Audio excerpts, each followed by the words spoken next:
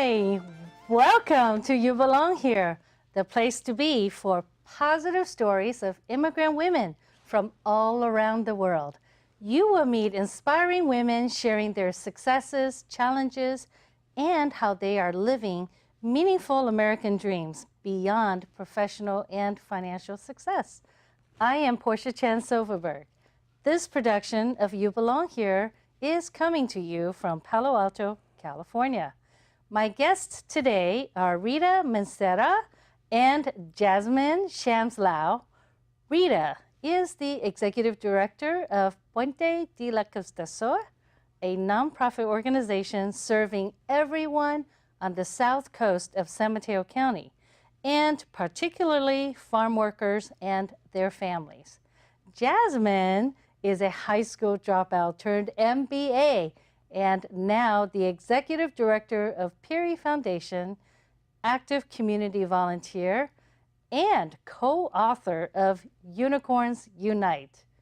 Ladies, I'm so excited to have you here. Thank you. This is so great. I love that we're all women in the nonprofit philanthropic world. And it's nice to be with my people.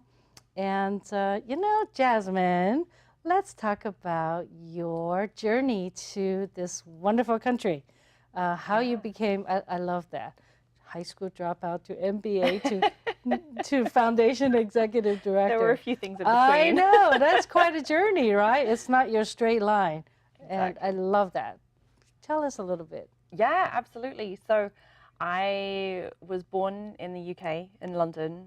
My father's from Malaysia. He's Chinese. So he was a first-generation immigrant to the UK, excuse me. He met my mother in England, and that's where my brother and sister were born. I grew up in the UK. I attended my undergraduate there. I did a fine art degree. And I think partly because maybe I grew up as part of a household that was multicultural. I always had the bug to go and explore other countries and other cultures. And so I spent some time in Asia and then came to the US for my grad study and didn't intend to stay, but then got this amazing opportunity to work at the foundation that I work at now. And so have now been here for about 11 and a half years. Wow, that's great. Has it gone by quickly?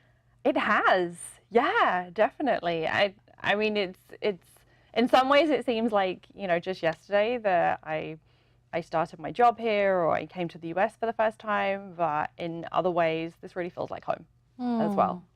That's very nice. And later, before the end of the show, we want to make sure we hear from both of you how you have felt, if not completely, but partially a sense of belonging, so we can share with our viewers so they might be able to learn a thing or two. So love to hear that later. Rita, tell us about you. Well, I think my journey actually began with the migration of my parents from Mexico City to what is known as Cabo. They moved there for work, and so I felt that growing up, I kind of didn't belong there because we were like outsiders. Wow. And then eventually I met my husband, or my now husband, and first we thought that we were going to get married and live in Mexico. And then little by little, it just made more sense for us to actually come here. I already spoke English, and we felt we were going to have more opportunities by moving together here. And so we ended up arriving to Pescadero together. And so I have this journey where sometimes I feel that I didn't belong there. Then I went to study in Mexico City, and people were like, "Oh, you don't belong here," kind of. And then I come here, and then you hear all these, stories about immigrants, and I'm like, okay. So the title of your program, I like it because it's like, okay, I belong here. I belong here. Well, yeah, because sometimes I think we all have our share of moments that we struggle with feeling belonging. Yeah. And I would say, frankly, right now, it seems that for those of us who are born in another country, maybe there are times that's more sensitive than others. Right. And even the word immigrant, right? I know I've talked to you about that before. I really considered using a different term to describe who we are for the show. but I realized that immigrant is not a dirty word. No. Immigrants like us, we are contributing to this country. We love being here. We are doing our share. And in fact, people like you and me, we actively, for work, are making a difference in our own community. So I think it is important to hear about different stories and different perspectives. And, different accents. I think another show I highlighted on that, how different accents get different reaction, perhaps, or treatments. And of course, we love your accent. Do people look at you and they're confused? Wait, you look like, where are you from? I actually get asked a lot of the time if I'm from Australia. Oh. All the time. People are like, oh, you must be Australian. And I think some of it is because I look Asian and there's an accent. So people are like, okay, somewhere in the Pacific. And anyway, yeah. But no, I'm actually from England. Yeah. I promise I'm not from Australia. No Australia. Yeah, I have to have an Australian another show next. Yes. So, all right. You came straight to Pescadero and stayed there. And it's been how long? Almost 13 years. Wow, 13 and 11. So pretty similar. And Pescadero, I mean, I think a lot of people probably watching have not heard of this amazing part of Silicon Valley, right? So maybe you can share a little bit about what you do for work and what your wonderful nonprofit does. Yeah, no, sure. Well, as you know, Pescadero is geographically kind of between Half Bay and Santa Cruz, and it's this beautiful rural community. And I think, one of the reasons why I wanted to join the show is to speak for, the immigrants. And in Pescadero, there's about 50% of people that come from other places to work in agriculture, so we can have beautiful, nutritious, meals on our table at night. And often I think there is people that is unseen, right? Like we and our family sometimes may just assume that food appears there, but there's all this workforce, working really hard, long hours to make that happen. And for some reason, we don't have a system in place for people to actually come, work, and go see their people. So I am fortunate. I can go and visit my parents whenever I want, or if they're sick, I can just, take a plane and go. These folks, they lose parents, they lose children, and they don't have a way to go because then they're jeopardizing everything else that brought them here in the first place. It's a beautiful community with a lot of challenges, but we shouldn't forget that it is this engine of agriculture, that it is, bringing all this beautiful produce to the rest of the county and the country. Yes, very, very. And for very low wages. Yes. I cannot even imagine the labor involved, really. And that's why it's wonderful to have your organization provide a lot of services to help with the farm workers and their families, right? Sometimes I try to explain that if you were kind of on this side of the hill, there's like a nonprofit providing, health services, and a nonprofit serving youth, and a nonprofit, providing adult education. Puente provides all of those services from one really small place and organization. We couldn't do it alone, and we don't do it alone. We have about 300 volunteers every year that help us between tutor, distribute food, cook for one of our programs, and help at the office, or, we have interns for 6 months from colleges and universities. So it's the only way to get it done. And our community is also not a community that just is there receiving the services. It's a community that gets involved, and we have a lot of examples where we have supported people to become citizens, and then later on they're tutoring somebody else to become citizen. Or like all of our Zumba instructors, are people from their community that they liked what in the class, and later on we need instructors, and they go get certified and teach the class. Right, and pay it forward. Pay it forward. That's right. Now, how did you get involved, though, working for a nonprofit?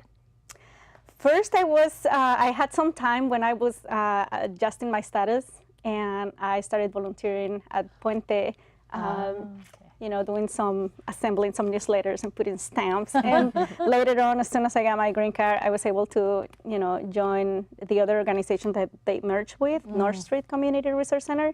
And then, I was community builder, program director, and, Kerry, my former executive director, I think when I think about immigrants and opportunities, I also think about the allies. And I think people like Carrie and people like the volunteers that we have just help us then, position some of us, right, into these decision-making jobs. And I think, her vision, I think she saw me as the director before I ever saw myself as the director. Right. And build those skills that, I'm sure I had some really good sales skills, but then she built all this other stuff and this, knowledge and network from the area.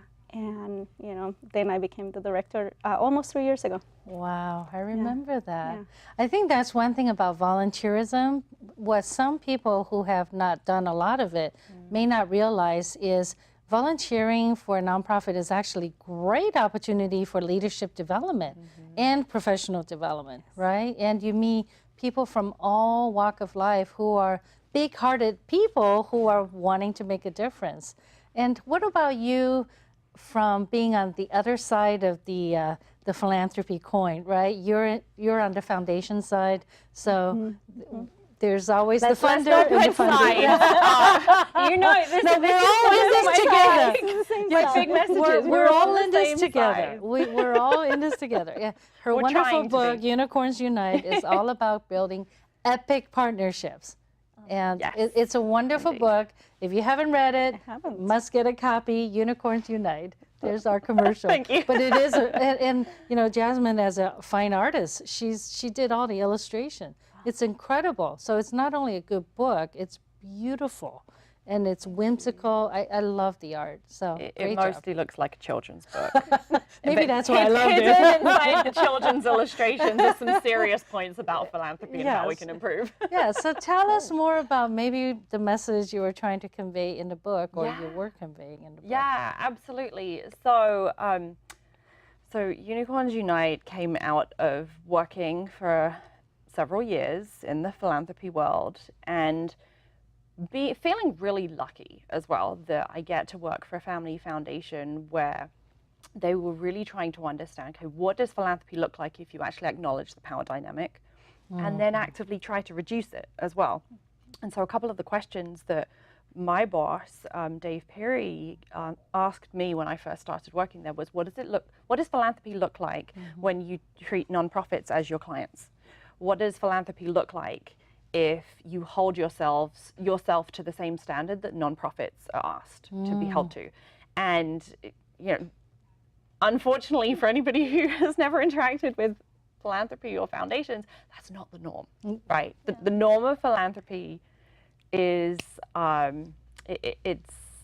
it's lacking in respect, quite frankly, which is such a shame.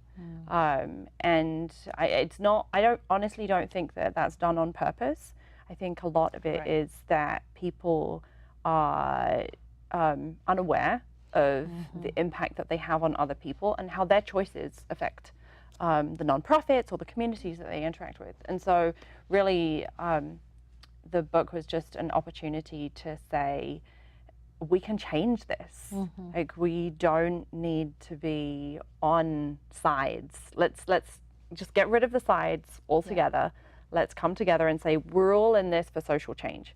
How do we redesign our relationships so that there's respect, there's humility, there's empathy, there's honest communication, there's trust and safety in our conversations, and we actually work for what is needed in the communities that we all care about, which is honestly, I think it's really a process as well, though, because a lot of foundations are started or have boards who are individuals who are a number of generations removed either from poverty or from their immigrant ancestors, right? Everybody in this country is an immigrant unless you're Native American. Absolutely. And so there's a natural disconnect there between typically what are most of the communities that are often the recipients of philanthropic investment and the boards who make those decisions, right? There's generations of distance, or there's, just a wealth difference, an economic difference as well. And so a large part of it is, how do we close those gaps? How do we enable more community members to be involved in the process and the prioritization of where philanthropic dollars go? How do we involve nonprofit leaders in guiding what the priorities are when it comes to allocating funding? And those are some hard dynamics, hard dynamics to encourage in certain situations, because power dynamics are strong things, and there's a lot of fear about what you're going to lose when you're asked to give up power. There's definitely power dynamics in the world of philanthropy and nonprofits, as we know. I'm looking at Rita because, and it's true. So that's why I think your book is so important, and that's why I think conversations like this is so important. And of course, for me and for You Belong Here Foundation, our goal is to encourage increased participation from immigrants, and particularly immigrant women who are, I think, naturally wanting to do more and wanting to belong to something bigger than themselves. And to me, I think actually it boils down to the sense of belonging. I firmly believe that when we are involved in our local communities, when we are working side by side for a local nonprofit, or when we are giving our hard-earned dollars through a local foundation, we actually is doing it not because we're doing it for selfish reasons, but it actually will help to build that sense of belonging. And it just really helps to be part of the community. And it's not enough to me to just write a check, right? Just writing a check is wonderful, and it's a great tax write-off, and it's a beautiful thing. Nonprofits love donations, right? Especially no strings donations. Especially no strings. General funding or unrestricted dollars, absolutely. But wow, wouldn't it be wonderful if somebody who is new to philanthropy actually can maybe start by donating some hours too, right? Even if they don't have a lot of dollars to give at this level, right? I think people can get involved in so many different ways, right? And that's what I love to hear from both of you. If you have any particular pointers, tips for someone who might be new to the world of philanthropy, and especially immigrants who may have come from different cultures where philanthropy and volunteerism is not quite the same. And of course, we know this whole social sector in this country is unique in the world. Nowhere else is there philanthropy or nonprofit sector who do as much as we do in this country. So what would be some tips you have? You want to go first? Sure. Well, and I remember, communicating with you that it's true. Like, I always wanted to help people. I've been in nonprofit since I was like 16 years old. We were in this group trying to build a park, but that's not a career in Mexico yet, you know. And when I left, the philanthropic movement was kind of starting to build up. There's even words that do not exist for the philanthropy world, and sometimes I even have to try to look it up. And we at Puente try to have all our materials bilingual all the time, and it's like, how do you write, grant? And yeah, there's concepts, but it's not like these very normalized, concepts. So it is definitely like a great opportunity for, I feel very fortunate about that I can make a career, out of philanthropy, which is a passion and, a really good career if you are in this area, and I think, particularly in California. But definitely people should get involved, and there's many ways for people to get involved. We have this really cool program at Puente where we call it Cafe Night, and our students that are learning English get together with volunteers that are native English speakers. And at one point, one of the students asked us, can we just have conversations, just like conversations, not a formal class? And so we put together this cafecito night, and it's like speed dating, but like in English. And we need the same amount of students we need of volunteers. So we need a lot of volunteers for that. We need a lot of volunteers to help us with their expertise, to come and support, the work at the office, to tutor young people and to mentor young people and to get them connected. I mean, we are very isolated on the South Coast, and often this, an hour that a person can give just to actually talk to a young person about a career and then connecting them to, future jobs or, internships. It's a really good way to connect. And I think, immigrants and women, we have this opportunity because we're kind of naturally good about networking, like we saw it outside, right? And so connecting, people that are very marginalized and isolated to other great opportunities that exist, especially on this side of the hill. Wonderful. Jessamyn? Yeah, I think one of the things that being an immigrant in the U.S. Has taught me, or one of the opportunities that has been afforded me moving to the U.S. and working in this field is that I have had such a rich education in social justice. There are movements and there's struggles in social justice all over the world. But I think being embedded in a career in philanthropy and social change here, because there is a foundation of free speech, because there is, to a large degree, an acceptance of public protest as well. Like, there is an incredible opportunity to learn from movements, from frustrations, from community passion, from the hurt that is either in your community or in your ethnicity's history within this nation. And I think, whether it's understanding, the historical context that came before and has now led to Black Lives Matter, or if it's, trying to understand more about, the history of California, and how California didn't, it was not part of America not that long ago. Like, that was an extraordinary education for me that has now informed so much of the decision making and of the opinions that I have about how social change happens. And I think it's very easy to kind of come in at the surface level and be like, oh, cool, scalable ideas. Right. But I think when you really look, especially if you are an immigrant, at the history that your culture or your community has in this country, there's just so much richness and so much to learn about systems of oppression and social justice and just the strength and power in a community struggling to survive and eke out a better living.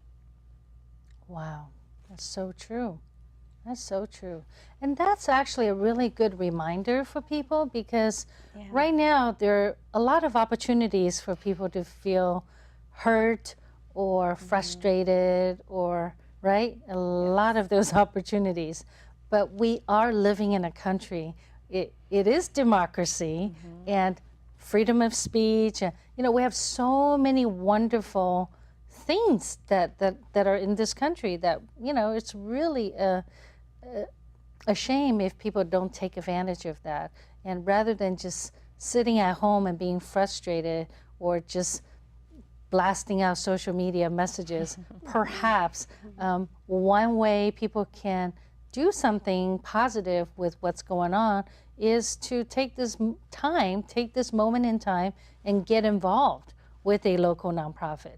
Right? Yeah. Because there's so many local nonprofits, community-based organizations in our area, in our community, in this country.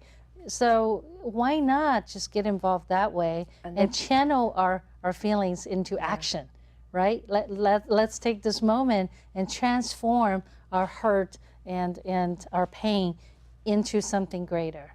And I think also, Porcia, like, particularly us that have a legal status, we can go and speak, because there's a lot of people that I know they wish to be on the marches along with us, but they have so much more to lose. And with the current administration, they are really, putting themselves out there with, who's going to support them if they get detained or arrested. And so there's a lot of people underground, protecting mostly their children right now, that you don't see them on the street, but they're part of the movement, right? But they have a lot to lose. And so I think it's a responsibility of people like us, and immigrants like us, to show up also for the people that can't. And, I've heard sometimes, well, they should also come out on the streets, and we're not in their shoes. That's really hard to do. We're not in their shoes.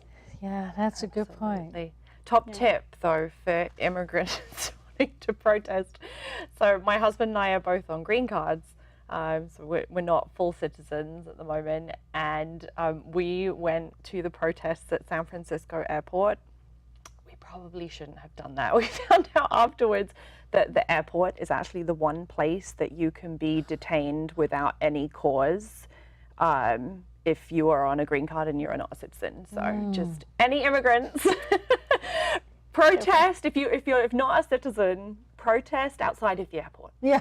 But definitely protest. Well, there's a good tip. Yeah. And like I was telling my community recently at a 20th anniversary also elections are coming up. Yes. A lot of people cannot vote, but we have, neighbors, friends, compadres, people that can vote. So we need to invite them to make sure that they exercise that. Yes. This is a time. Go out and vote if you can, or help your neighbors and friends. That's a great tip. And one last word, because we're coming to an end. Can you believe it? I know there's so much more to talk about. I know. I love hearing more from you, but for now we have to settle for one last 30-word tip or something you would like to share with people who may not know about immigrants. I was actually thinking about something like that coming because, we're doing this in English, and it's great that the message is getting out. But, I hear these kind of stories like on every day at my work, and I know people that have amazing journeys from, Mexico, El Salvador, Guatemala that are here. And, I hope that at some point we can do something like this in Spanish as well for other people. Great. Thank you. Jessamyn? I think I would just say find your voice. Like whether you are not an immigrant or your immigrant past is many generations past, right. Whether you're an immigrant and a citizen, whether you're an immigrant on a green card, whether you don't have status just yet, find your voice and figure out who you can advocate for. And if you don't need anything right now, find somebody else who needs that amplification. Oh, I love that. Now, Rita, Jessamyn, and I would love to hear from you. We talked about so many interesting things today. I'm curious, what's one thing that may have resonated with you, and what action are you inspired to take? Let's continue the conversation. Please leave a comment at youbelongherefoundation.org. You Belong Here is committed to infuse a plethora of positive stories of immigrant women and ignite meaningful conversations in our community. I'm Porcia Chen Silverberg. Thanks for watching, and remember, you deserve to be seen, be heard, and belong, because you belong here. Thank you. And thank you. Thank you. Oh, I want to keep talking. I always want to hear more. Whether you got a family or single parenting, or you're Asian, African, European, or American, whether you pray to God or atheist is irrelevant, 'cause what you got inside is the same as all your preference.